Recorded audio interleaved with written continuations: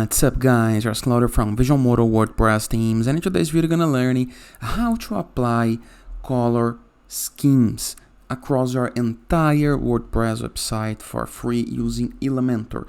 But before I can continue, please take a moment to hit the subscribe button, like this video and share this content with a friend of yours. I have no idea how much it helps us. After this, go to our WordPress dashboard. How to access WordPress dashboard? Review the left sidebar of menus on your browser address bar, enter with your domain plus WP admin and enter with the login credentials, okay? Then review the left sidebar of menus. I'm gonna assume that I already have Elementor installed. In the case that you don't have, just search for Visual Modo Elementor so you can learn how to do this on YouTube.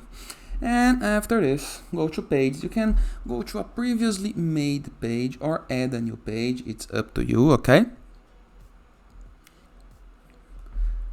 Click on Edit with Elementor, this big blue button, and this is gonna load for you and for us the Elementor editor.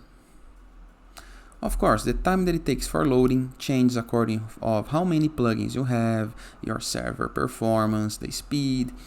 Then here is the Elementor page, the look and feel. Review the left sidebar of menus and click into this E icon, this hamburger icon, and go to Site Settings. Once on Site Settings, we have Design System. We have Global Fonts and Global Colors. I'm gonna move to Global Colors, and right here you're gonna be able to select and change every single global color. For example, the primary color of your site, your main color, up to you. The secondary color of your site, the text color of your site, all up to you as well, and the accent color of your site. You can either apply Xcodes or pick the color right here and change the intensity and the transparency of the color in the case that you want, okay?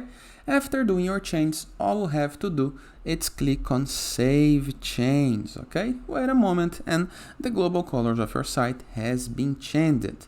Oh, I don't like the colors in the way that they are. Click on the color. We have this option right here. Call it clear, and it's now cleared. We can also use a dynamic tag in the case that you are a pro user, and you can use the color picker to pick a color to select, okay? In the case that you don't like the colors, delete. Just like this, and you are good to go. And that is, I hope you guys enjoyed this video. Feel free to use the comment section below in the case that you have any question. Remember that you can apply a new color and name it in the way that you want. And that is, see you guys tomorrow. All the best.